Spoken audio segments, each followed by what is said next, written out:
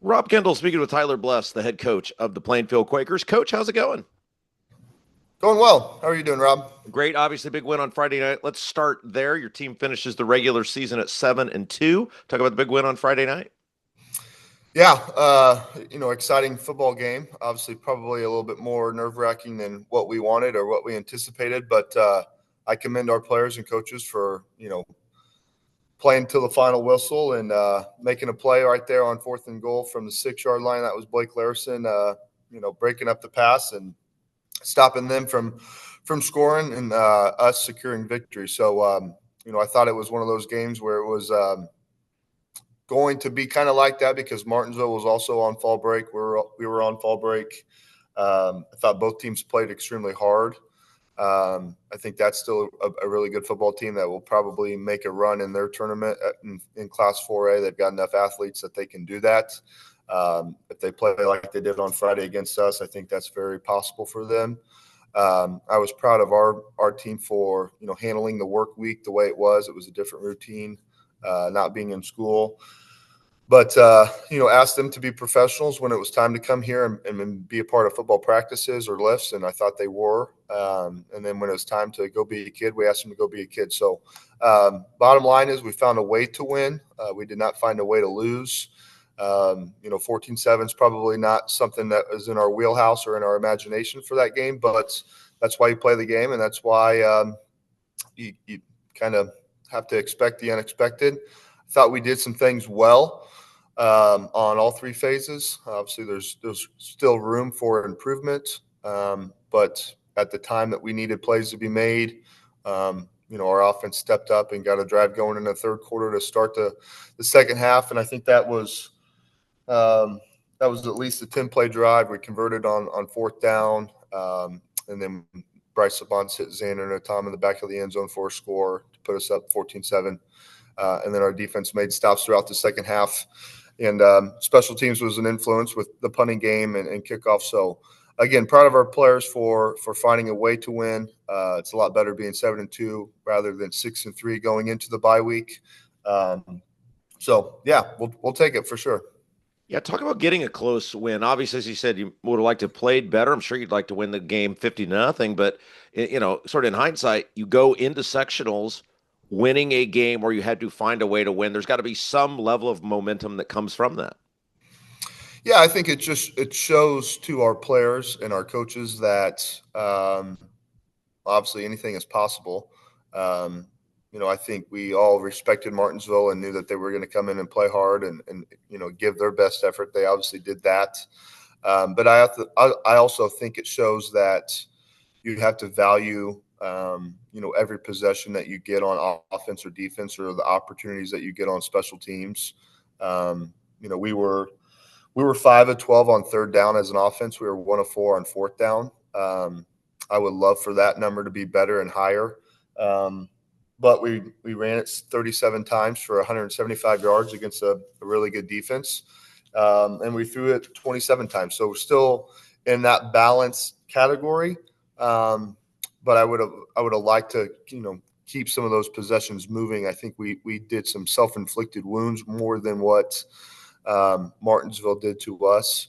On the defensive end of thing, I thought we were able to get off the ball or get off the field on third and fourth downs. They were 4 of 17 on third down. They were 3 of 7 on fourth down. So our defense, you could make a case that, maybe made one more play than their defense did against our offense. So I do think it shows our kids that you have to have, the mindset that we're just going to find a way, somehow, whether that be on a 4th and 6 stop or converting on a couple fourth downs for us or making a play in the back of the end zone like Xander did. So it's not just we have this defense that's just, knocking people out and our offense is doing this, or the offense is scoring a bunch of points and the defense. I think it's all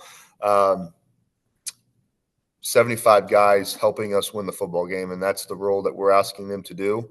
And fortunately, we're finding ways to win football games rather than finding ways to lose. All right, so let's kind of look back on the regular season now that that's complete. 7-2. Kind of give us some thoughts on how you felt the regular season went. Obviously, anytime you win more than you lose, that's a good thing. Where do you feel your team's at? How do you feel they progressed throughout the 9 games of the regular season? Yeah, I mean, I still think and I believe that our best football is ahead of us. I don't think we've played a complete game. I don't think we've played a full complementary football. I think we show spurts of that, and you could say that that's shown up in all 9 weeks. Even in those 2 losses that we had, we've had moments in those games where we were playing really well. We were competing, we were making plays, we were getting stops, we were scoring points. We just need to do that more. That's where the word consistency comes in at. I think looking back on the 9 weeks that we had, certainly I think our players are getting better. I think our players are becoming better football players. And what I mean by that is, are we tackling better? Are we blocking better? Catching the ball, running the right routes, holding on to the football, taking the football away on defense. So are we perfect in that regard? No, we're not. That's where you have practices. That's where you have the focus is at for getting those kids to do that on a consistent basis, Monday through Thursday. But I do think our kids have bought into, how I practice is probably going to be how I play on a Friday night. And that's probably different at different programs across the state. But we're a program where we have to have 4 really good days of practice for us to play well on Friday. And if we don't do those things Monday through Thursday, they're going to show up some way, somehow on a Friday night, maybe in a crucial moment, maybe in the first play of the game. But I think that's the biggest thing that I've seen from our team is that we've accepted the challenge of becoming a good program that practices well, and therefore we play well. Would I love it for it to be better? Absolutely. I think as a coach, you always want more. You're kind of a selfish person when it comes to that because you want to try to max out everyone's full potential. But overall, I mean, we're sitting here at 7-2 going into the tournament. Had some tough losses against some really good opponents that obviously have carried on and had a great regular season themselves.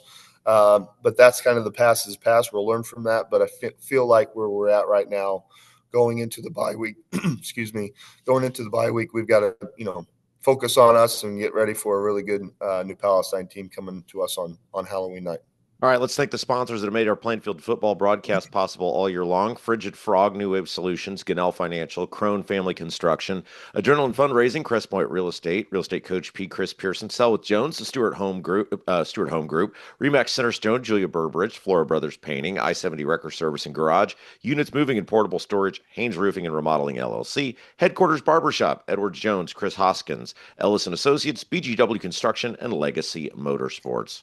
All right, Coach, the sectionals are here, and the season seems to go faster every single year.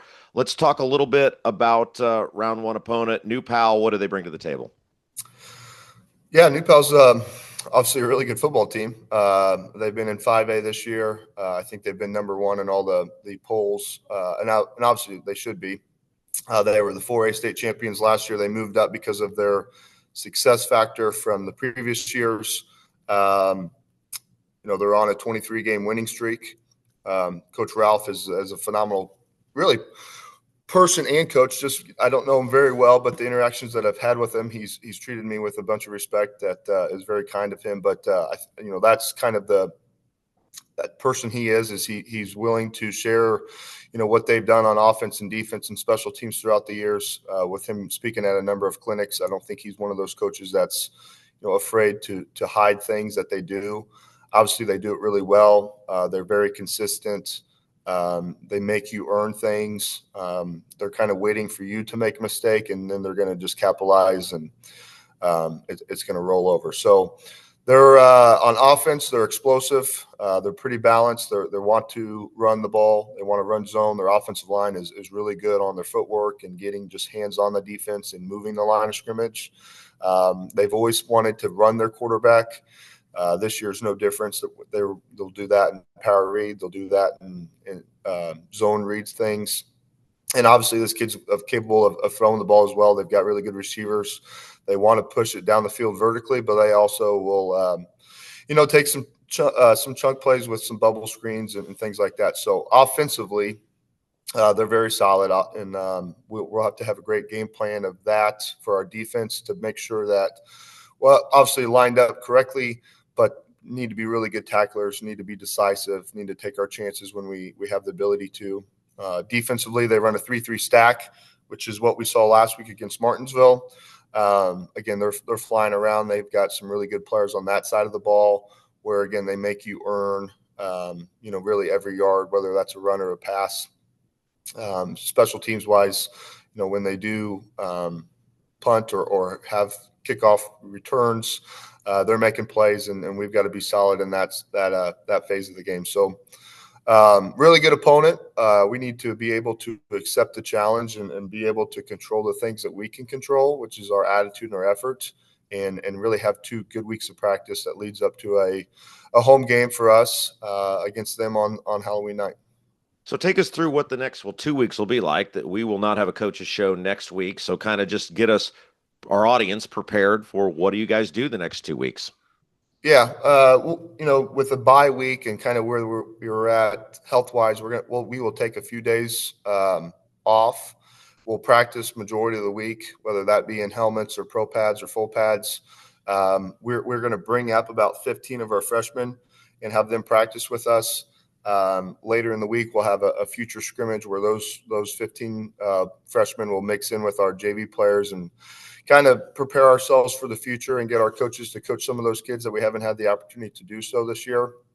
And then, looking ahead to next week, that will be a regular game week preparation for us where we're in Monday through, Thursday and doing our normal things. But the bye week for us, this isn't something new for anyone in 5A. I think there's a lot of ways to do it. I think there is an appropriate time where you need to maybe give a kid a day or 2 off just to, hey, go home after school, relax. I honestly think that's good for our coaches as well to kind of come back in, the following week of game week and be ready and hungry to go against the opponent. So this is the way that we do it. I don't know if it's the right way or not.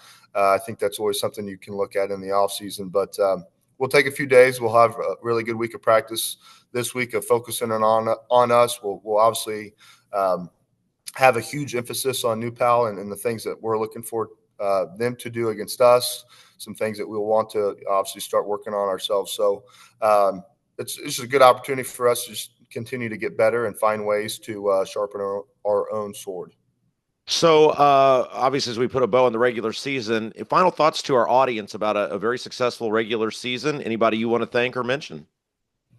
Yeah, I mean, first off, and I know that this was mentioned on Friday night, but Luke Starnes early in that first quarter broke the school's all-time leading rushing yards record previously held by Zane Fakes. So Luke is over now, I believe, 3,700 yards, maybe close to 3,800 yards. He's actually 2 carries away from breaking the all-time leading rushing attempts in a career. So that number, I expect to also get broken on the 31st of October. Xander Natam is 1 receiving touchdown away from tying the school record of receptions in a season with 14. He's at 13. I know that's a personal goal for him. We were able to, go undefeated at home. We're 5-0 at home. That's been one of our huge points of emphasis throughout the season on our, our goals for the year. I commend our players and our staff and our student section, our parents, our admin team on making that a great place to play. Obviously enjoy home games. Would like for us to be a little bit better on the road and find ways to win, more road games, but we're taking care of our home turf, which is number 1 goal there. Overall, the regular season goes by so fast. It kind of turns into Groundhog's Day where week 2 feels like, maybe 100 years ago.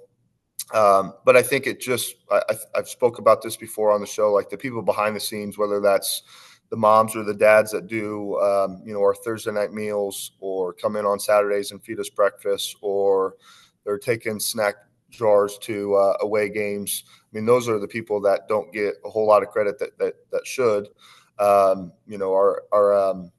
cheerleaders have done a phenomenal job. Our cheer coach, Allison Tabasco, has done a great job of getting them to just be more bought in and probably more unified as a school, where it's not just, the football jocks and the cheerleaders and against everybody else. I mean, we're trying to work together on that and make it a Plainfield High School opportunity.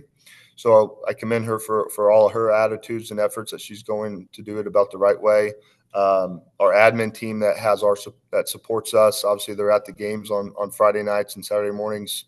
Our coaches for what they do day in and day out, and the sacrifices that they make. And then, ultimately I have a ton of respect and love for our players because of the things that we ask them to do.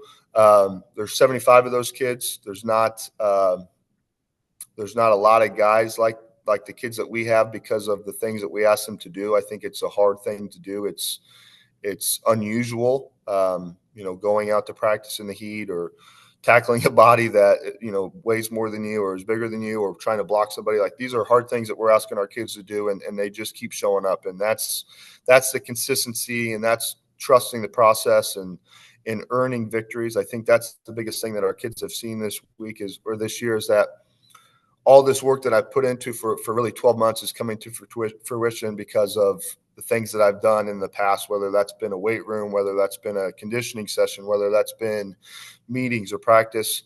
That's showing up in Friday nights and Saturday mornings. So are we where we want to be? Are we perfect? Or are we an elite team? No, we're not. I think we're going in that direction. I think we're having better days than worse days. But for me and the position that I hold, it's just important to show up and be consistent and stack good days on top of each other and know that the best is yet to come. And that's what I believe in. And that's what I will always believe in and tell our kids as long as I'm a head football coach here. All right, Coach, let's get a big win on, not this Friday night, but next Friday night. We'll look forward to take Friday off, Rob. Yeah, I'll give thank it to you. you. Thank you very much. That's very big of you. I appreciate that. And we'll look I have forward that to power as well, I yeah. believe. Yes, being the head coach, it's an incredibly powerful position. Okay, so let's get a big win on 2 Fridays. Look forward to talking to you in a couple of weeks, Coach, about round 2 of sectionals. All right. Take care.